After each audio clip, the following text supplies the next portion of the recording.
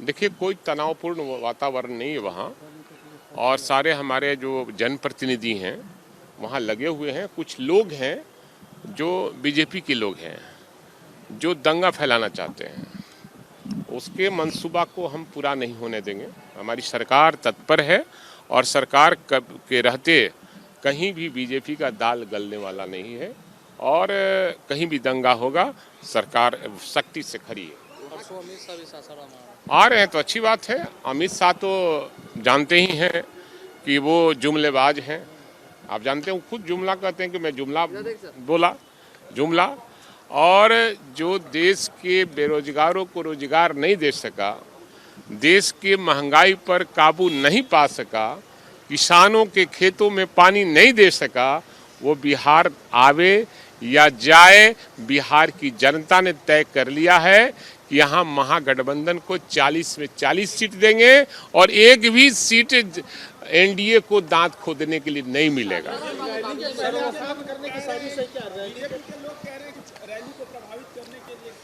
नहीं, सवाल है कि बीजेपी वाले षड्यंत्रकारी होते हैं।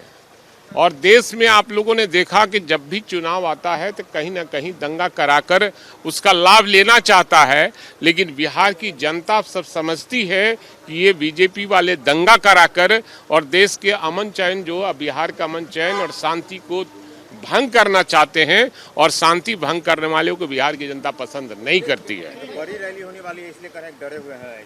अब सवाल है कि जो रैली हमारे तेजस्वी प्रसाद यादव और माननीय मुख्यमंत्री नीतीश कुमार जी का हुआ है, उसका जोर कभी न टूटा है न आगे टूटेगा। गृह मंत्री अमित शाह जी का पहले से तय कार्यक्रम है। 2 तारीख को सासाराम में सम्राट अशोक मौर्य की जयंती के अवसर पर एक बड़ी रैली को संबोधित करने वाले हैं। उनकी रैली को लेकर करके विपक्षी दलों में घबराहट है। उस घबराहट में आकर करके विपक्षी दलों के द्वारा साजिश के तहत असामाजिक तत्वों के द्वारा उनकी रैली को विफल करने के लिए इस प्रकार के दंगे भड़काए गए हैं। वो तो बोलेंगे ही, हम लोग सबका साथ सबका विकास के आधार पे चलते हैं, लेकिन अमित शाह चाणक्य हैं और उस चाणक्य की भूमिका बिहार की आने वाली राजनीति में जो लोकसभा का चुनाव होगा एक बड़ी बनने वाली है। लोगों में घबराहट है, उस घबराहट को आकर करके इस प्रकार का साजिश उनके सभा को विफल करने में लगा हुआ है। तो क्या कहेंगे आप लोगों को? देखिए, सासाराम में जो घटना घटी है, ये सत्ता पक्ष के लोग हताश हैं, ये उदास हैं, ये भयभीत हैं कि अमित शाह जी बिहार में आ रहे हैं।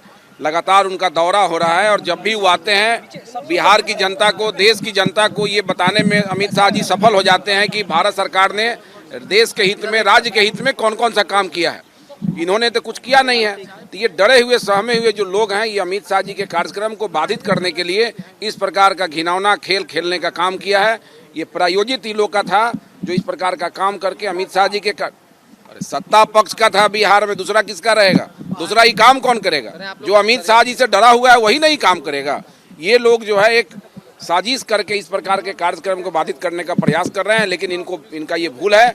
अमित शाह जी का जो कार्यक्रम है वो निर्धारित समय पर होगा, निर्धारित तिथि को होगा और दुनिया की कोई ताकत उसमें विघ्न पैदा नहीं कर सकती। लेकिन कोई भी घटना बिहार में घटती है तो राजद कहती है कि आप लोगों का हाथ है। भाजपा सरकार तो इन्हीं का ना है, पुलिस इन्हीं का है। बिहार में जांच कराए, कौन रोके हुआ है इनको जांच कराने से? इनको जितना क्षमता है जांच करा लें, जिस तरह से कराना है जांच कराएं। मना कौन किया है इनको? लेकिन ये गलत करना काम बंद करिए। कार्यक्रम को बाधित करने के लिए ये खेल खेलने वाला जो काम कर रहे हैं, इससे इन्हीं को घाटा होने वाला है। ठीक है, चलिए।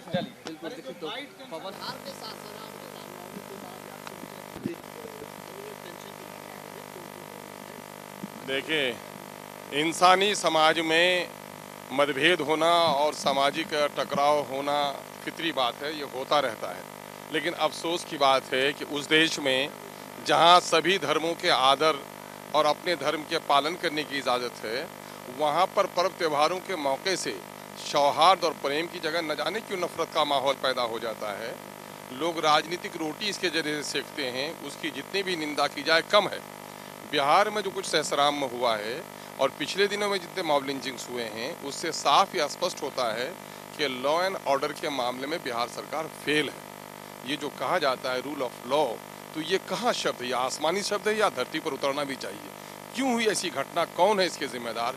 चूंकि जिन पदाधिकारियों के गफलत की वजह से इस तरह की घटनाएं घटती हैं और जिन लोगों के ज़रिए से ये काला करतूत होता है, ऐसे लोगों को चूँकि मुनासिब सज़ा नहीं मिल पाती है, यही वजह है कि लोग राजनीतिक स्वार्थ और अपने निज स्वार्थ के लिए इस किस्म का पाप कर रहे हैं। मैं समझता हूँ देश के लिए और समाज के लिए ये अच्छी अलामत नहीं है कि धर्म के नाम पर, जाति के नाम पर, मजहब के नाम पर लोग पर्व त्यौहार मनाएं, अच्छी बात है, लेकिन ये इस तरह के जो वातावरण पैदा हो रहा है, सरकार इस पर अगर काबू नहीं पा रही है तो मैं समझता हूँ कि सरकार का फेलियर है। कहा जा रहा है बीजेपी का कहना है कि अमित शाह की सभा है, इस वजह से षड्यंत्र रचा जा रहा है, वहाँ माहौल बिगाड़ने की कोशिश की। अब बीजेपी का क्या कहना है? बीजेपी की पेशानी पे तो खुद ही सौहार्द बिगाड़ने का लिखा हुआ है, वो दूसरों को क्या कहे, लेकिन मामला ये है कि मैं बीजेपी और जदयू की बात नहीं करूंगा। मैं ये कहूंगा कि बिहार के शासन में जो लोग विराजमान हैं उनकी जिम्मेदारी है कि वो लॉ एंड ऑर्डर को चुस्त दुरुस्त करे और यहाँ के पीस को मेंटेन करना उसकी जिम्मेदारी है। रामनवमी के जुलूस के दौरान से ही वहाँ माहौल बिगड़ रहा था,